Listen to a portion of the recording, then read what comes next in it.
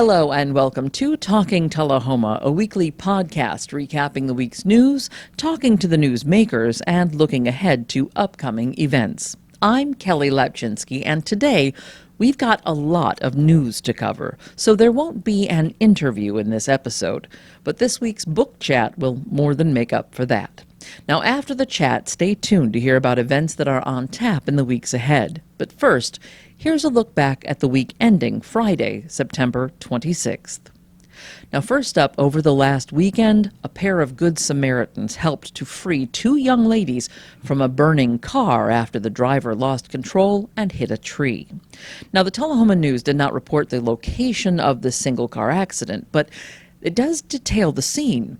James Sanders, who'd been traveling behind the girl's car, was able to get the driver out of the burning wreckage and away to a safe place, but the passenger was pinned under the dash.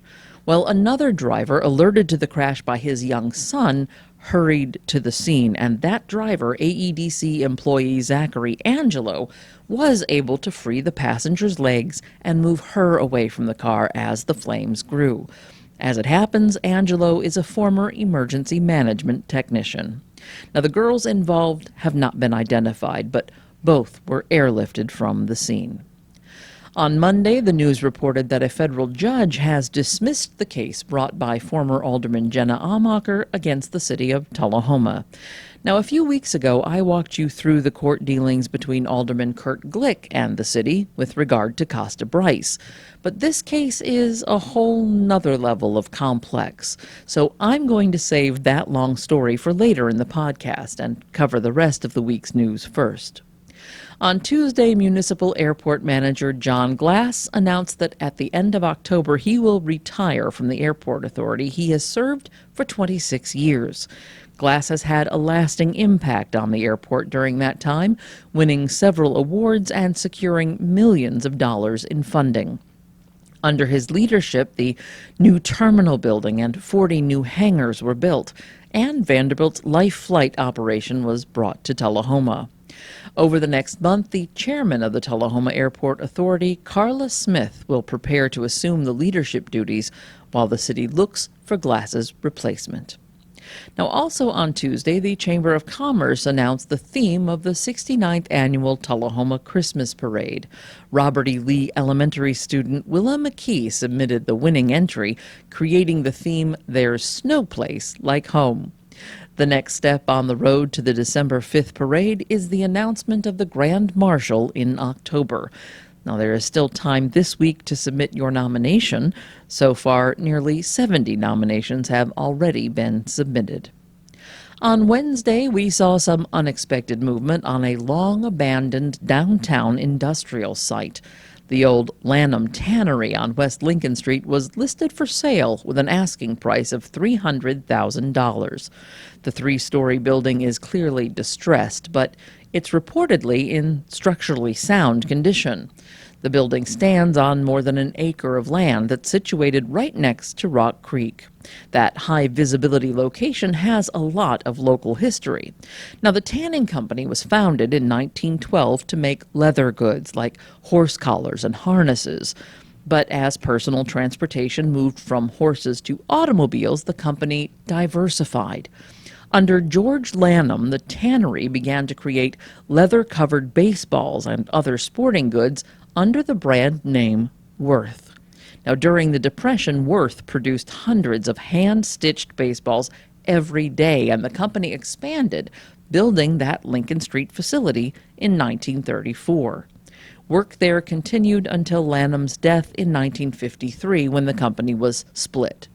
Now, Worth continued to produce sporting goods for decades, but not at that site.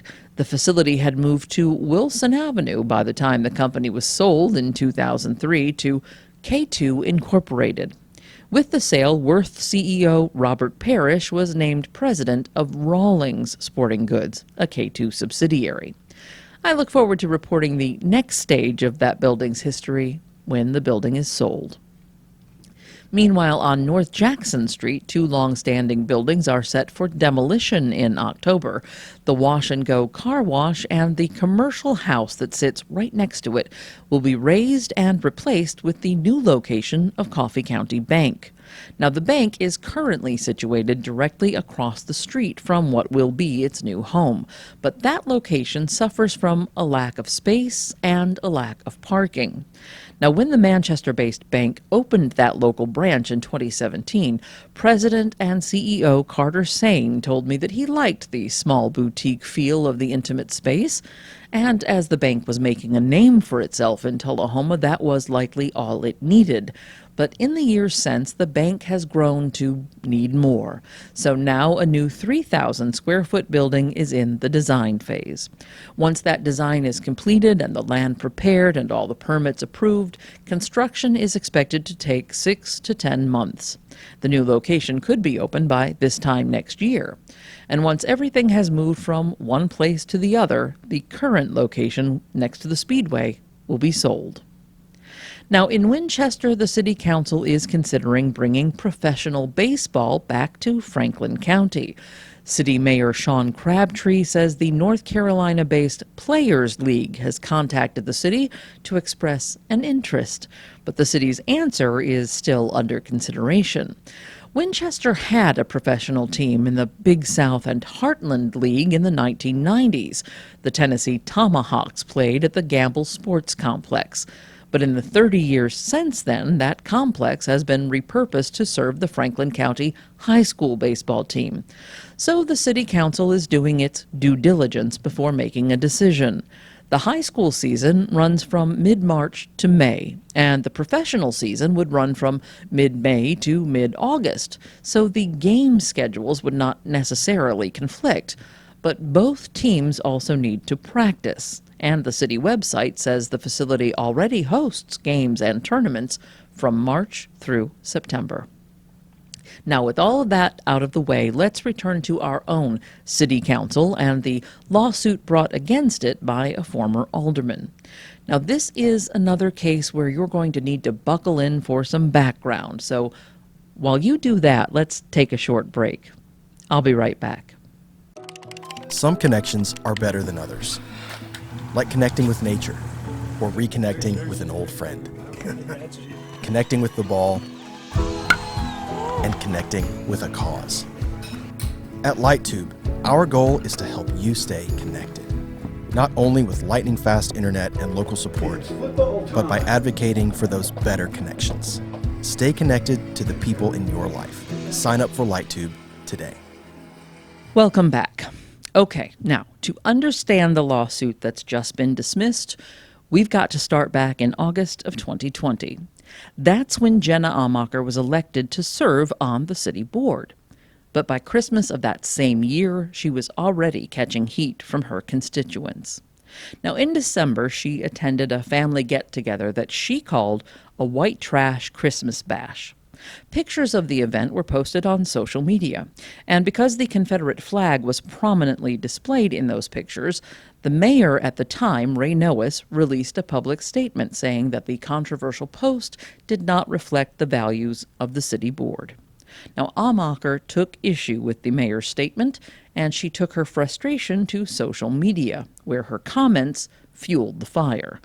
By the first city board meeting of January 2021, citizens had started calling for Amacher's resignation. And the call only got louder when, within months of the Christmas party, Amacher sold her home and moved to Franklin County. Now, that move raised questions about whether she still qualified under the city charter to serve as a representative of Tullahoma.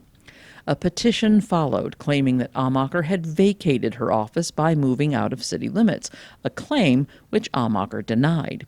She said that land that she had purchased to improve on Ledford Mill Road was enough to maintain her residency, even though no improvements were being made. Soon, even the district attorney was involved in asking for her resignation due to the residency issue. Now, at the time of all of this upheaval, the city administrator was Jennifer Moody. And over the next few years, several things happened, most significantly the 2022 election. Prior to the election, Moody and then City Planning Director Mary Samaniego had spent 2 years developing the Think Tullahoma 2040 Comprehensive Plan. It was developed alongside a paid professional consulting agency, the Walker Collaborative, and it also included the input of Tullahoma residents, every one of whom who had been asked to share their opinions. Invitations to public meetings had been sent on social media, in the newspaper, on television, and by direct mail to every residential address in the city, and hundreds of residents did participate in shaping the plan. Now, when the document was finished, it was sent to the Planning Commission for a vote, and it was adopted. But there's one more step for a comprehensive plan. It needs the approval of the city board. Now, the Planning Commission adopted the comprehensive plan just prior to the 2022 election, so when the document was sent to the city board to be enacted, the board had just changed. The August 2022 election brought Jerry Mathis, Kurt Glick, and Bobby Wilson to the board, replacing Jimmy Blanks, Rupa Blackwell, and Zenobia McGee. Now, this new board, which had not worked on the 2040 plan, soundly rejected it, and they decided to select a 6-member citizens committee to re-envision the plan without the aid of a professional consultant. The defeat of the 2040 plan and multiple other factors, including the abrupt resignation of Alderman Robin Dunn in late 22, eventually led to the all but forced resignation of City Administrator Jennifer Moody. Soon after Moody left, Samaniego followed, and the newly elected city board selected former high school principal Jason Quick to fill the vacant administrator position, despite his failing at the time to meet the qualifications for that position that were set out by state consultants. By March of 23, Amacher's residency issue was settled. The Chancery Court ruled that though it was clear that Amacher did not reside at her Ledford Mill property, the delayed construction on that property did show the signs of intent that were enough legally to allow her to retain her seat on the city board. Once that issue was put to bed and Amacher's position on the board was secure, she responded with a lawsuit of her own, claiming that all of the attempts to remove her from office were malicious and politically motivated.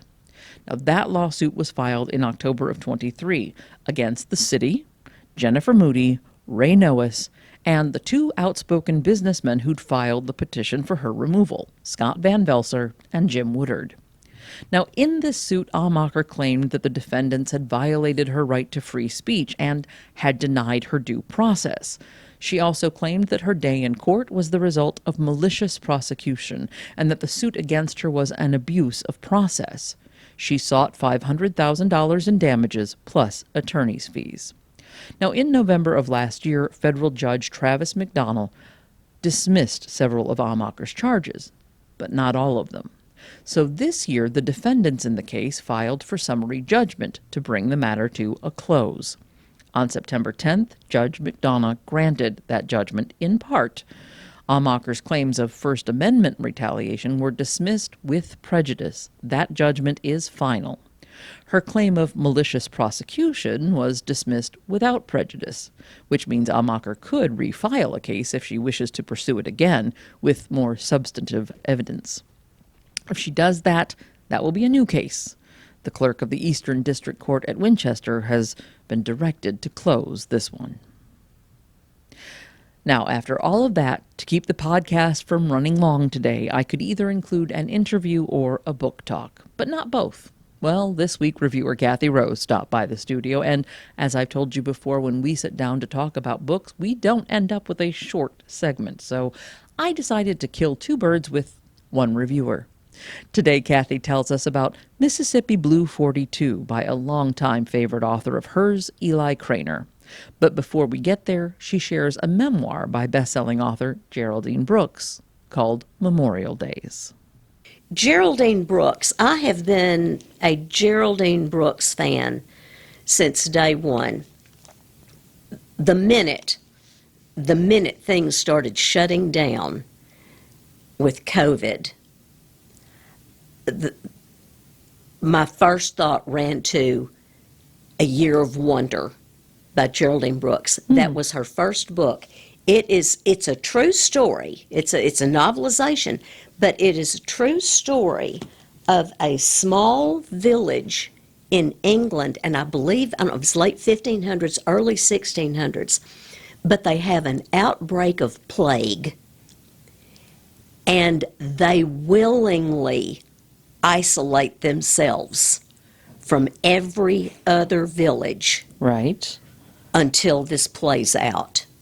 And they have, there are boundaries that are established, and people, they will bring food to a certain point and leave it there, but they have got warnings for people not to come through there. And they take care of each other, and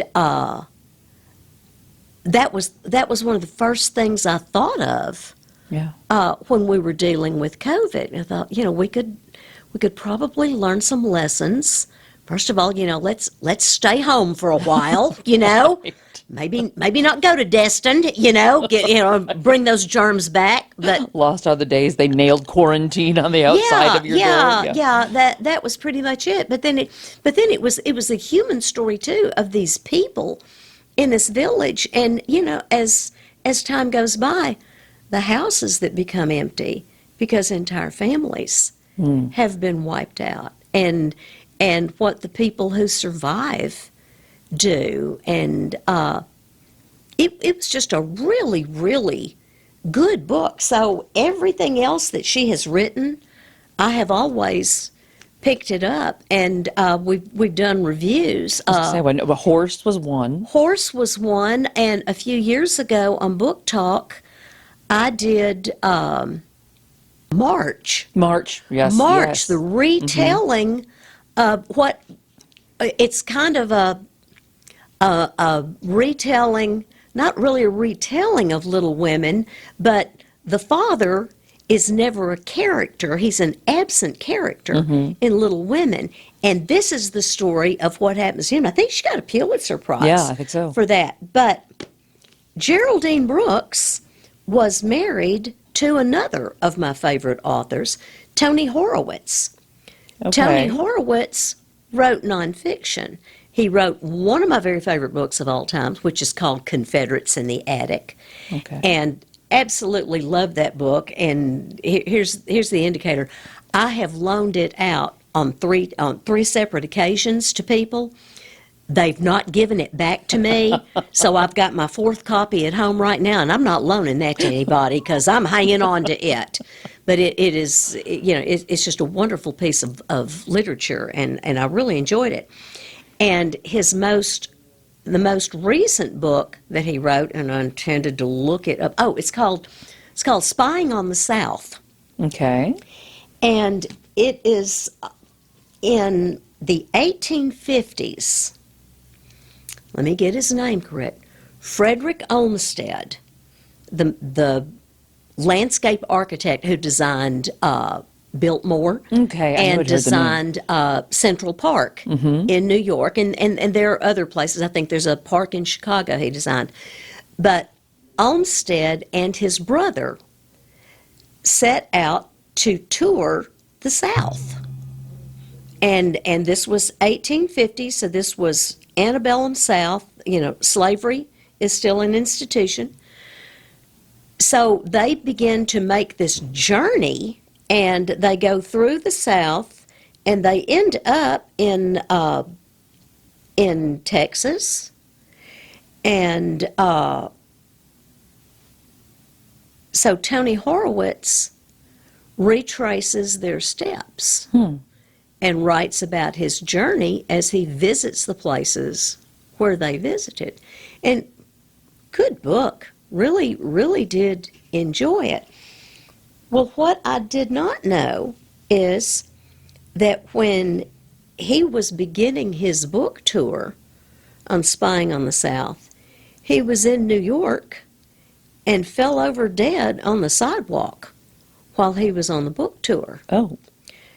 Geraldine Brooks was at their home in Martha's Vineyard, and she was in the last stages of finishing up Horse. Okay. She got a phone call from the emergency room at a hospital in New York telling her that her husband was dead. Oh, wow. And I mean, she's just in shock, but she knows she has to deal with these things. And so she's got one son who's at a boarding school. She has another son who is in the middle of a flight, I think, to Australia. She's in a panic that she can't get hold of him because she's afraid with social media, Right. he's going to see it on his phone as soon as he lands before she can get to him and tell him what has happened. Plus, they're telling her she's got to get to New York to take care of her husband's body and make arrangements. And she finds that, that must have been a bad day at the hospital. She's not getting a whole lot of compassionate information from the people who are calling her on the phone, and she's asking, will he be at the hospital? Where can I find his body? And the response is, well, how am I supposed to know that? Well, not what you want to hear at that point. Right. So she's got to get off Martha's Vineyard and get to an airport and get to New York. She's got this book in the works. She's got her family scattered. And so as she moves through the things that, I'm halfway through with the book now, and we're on the second day after he died. Oh, jeez. But what she does, though, is she writes about what is happening to her on that day as she's dealing with his death. But she's also writing about where she is right now, because as her story begins, she has gone to literally a desert island off the coast of Australia, and it's called Flinders Island. Mm-hmm. And there's nothing there. You gotta take the food. There's just nothing there. But she has gone there, and she is staying in this, she calls it a shack, and the nearest I can figure out, there's an outhouse behind it, so she must not be exaggerating when she says shack. She has gone there to finally mourn her husband because she has not had an opportunity to stop what she's doing and actually mourn him. And so the part that I read last night was very interesting because she talked about several different cultures and several different religions. Tony Horwitz was Jewish. She converted to Judaism when she married him because she wanted their children to be raised with those traditions.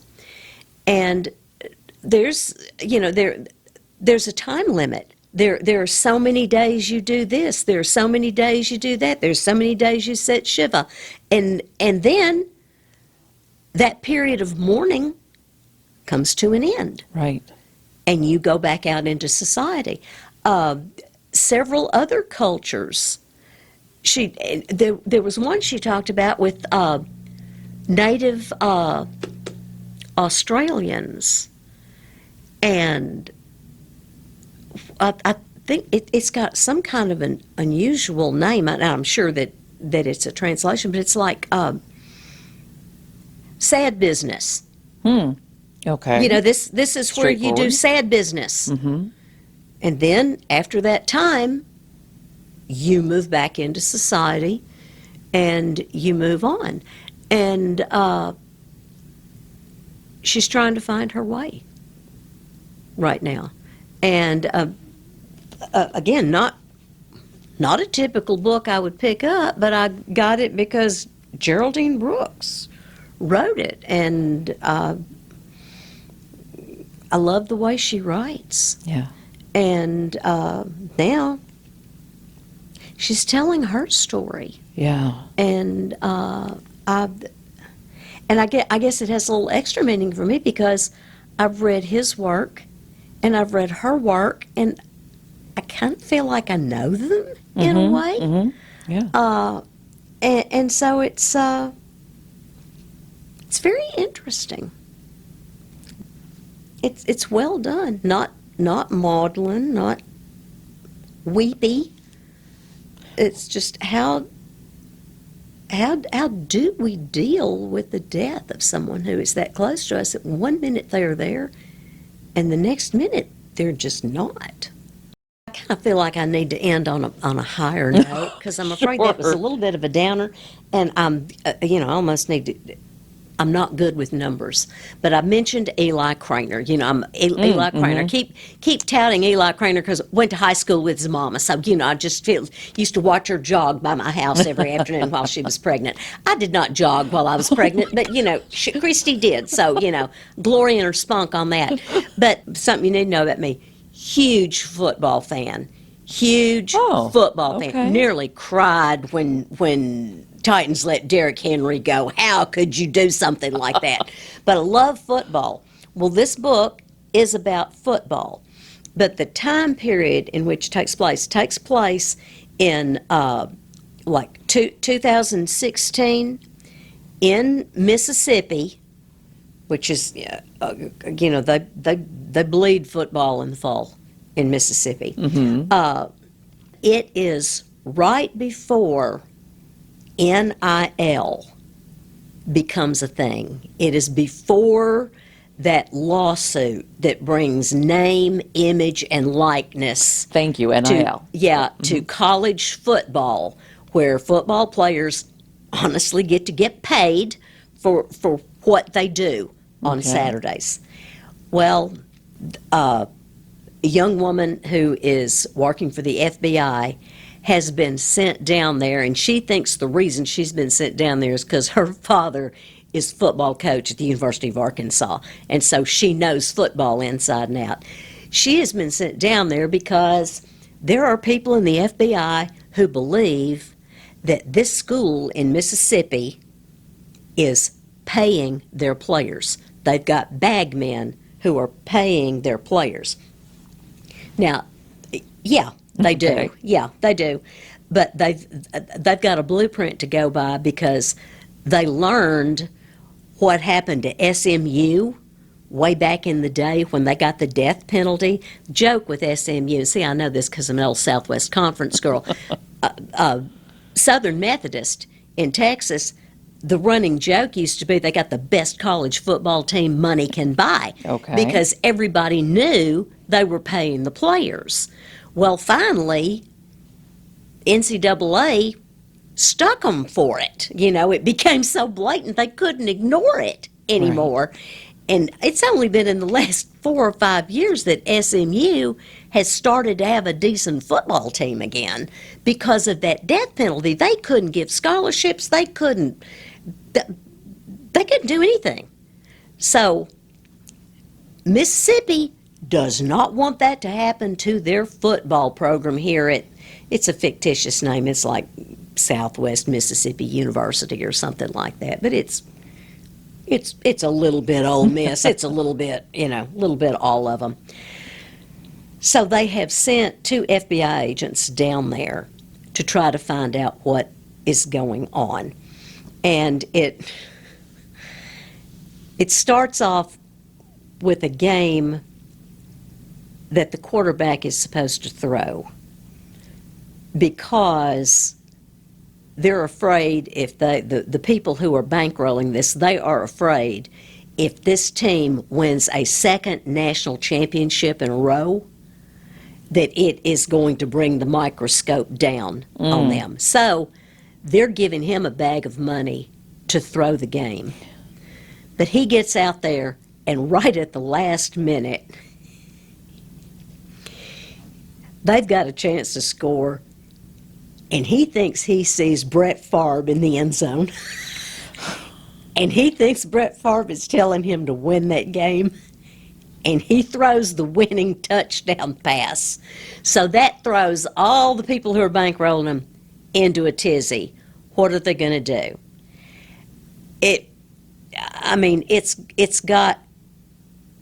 It's got funny moments. It's got kind of scary moments. It's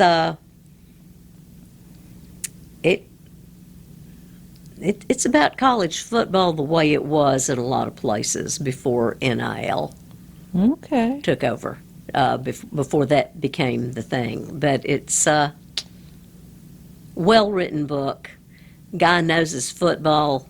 He knows his college football, and he's a heck of a writer. So I would think anybody that likes sports but sees it for what it is, when you start getting up in that top echelon, I would think they would enjoy this one.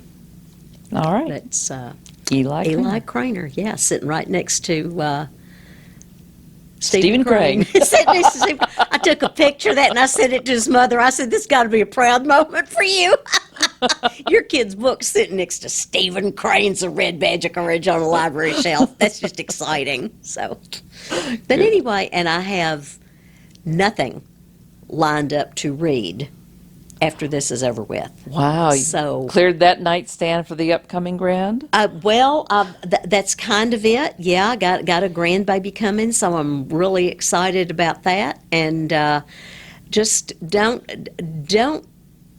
this is going to be one of those weeks where I'm going to go and just look at the shelves and see what speaks to me. Okay. Those are fun weeks. It could be that just not real sure where I'm going from here, but there'll be something out there on the nightstand to read. There has to be. I cannot live without books. Fortunately, no one has to do that. Now, Kathy shared another book review that I've cut for time, so you'll be hearing from her again very soon. And by the way, the Australian period of mourning that she was talking about is more frequently translated as sorry business, and the time off afforded for grieving can extend from weeks to months after the loss of a loved one. Now, this week, I don't get to direct you to our sister podcast, The Mick and Mac Show, for sports news because they're taking the week off. Why? Well, because the Wildcats are on the road for a rare Thursday night game at Lawrence County. Mick Sharan and Cody McMurtry will return with a fresh broadcast next Thursday, October 3rd. Until then, here's a look at what's happening. The first weekend of the month of October brings a unique event to Old Stone Fort, featuring a variety of primitive skill demonstrations and an atlatl throwing range. The event runs on the 3rd, 4th, and the 5th. For more information, look for Old Stone Fort on the State Parks website, tnstateparks.com. Saturday, October 4th is Old Timers Day in Manchester. The annual event on the square kicks off with a parade at 10 a.m., and there will be live music, games, vendors, and a petting zoo until 5. Now, if you're looking for bingo night, that'll be a few nights earlier, starting at 6 o'clock on Thursday the 2nd in the basement of the Farm Bureau building on East Main Street. Now, when the fun ends downtown, head to the Manchester Library for a murder mystery. The Coffee County Friends of the Library invite you to play detective and discover who is killing all the guests before they get to you. The event starts at 5 and tickets are $25 each. You can purchase tickets at the library at any time during business hours. If you're a fan of the Gilmore Girls, you might want to spend Saturday the 4th in Deckard instead, as the East Main Street Bakery M Sweets hosts a Saturday in Stars Hollow. This fall celebration will feature coffee and treats inspired by Luke's Diner and baked goods from Sookie's Kitchen. Plus, there will be Gilmore Girls trivia, photo booths, and pumpkin-spiced everything. The event will run from 8 a.m. until 2. Join the Tullahoma Police Department at Fraser McEwen Park on Tuesday, October 7th, as they host their 5th annual National Night Out. First responders and community partners will provide a fun evening of safety awareness and community connection. Plus, kids get up close and personal with emergency vehicles while they're there. The event starts at 5 o'clock and is free to the whole family. The annual Jack Daniel's World Championship Invitational Barbecue returns to Lynchburg in October. There's a grilling contest on Friday the 10th and a parade through the Lynchburg Square later that evening. Then Saturday the 11th brings all the big contests, from chicken, pork, and brisket to sauce and dessert. The grand championships of other barbecue competitions from all over the U.S. have been invited to this annual cook-off of champions, and the activities are held in Wiseman Park all day long. And the Highland Rim chapter of the Compassionate Friends will hold its Walk to Remember Our Children at the Church of Christ at Cedar Lane on Sunday, the 12th. Those who have lost a child, grandchild, or sibling are invited to honor their loved one at this walk. Be sure to bring a large photo of your child, and if you walked last year, remember to wear your t-shirt. The walk begins at 2 and ends with a potluck. Friends and family are welcome. For more information, call 455-2964. And that's what's happening.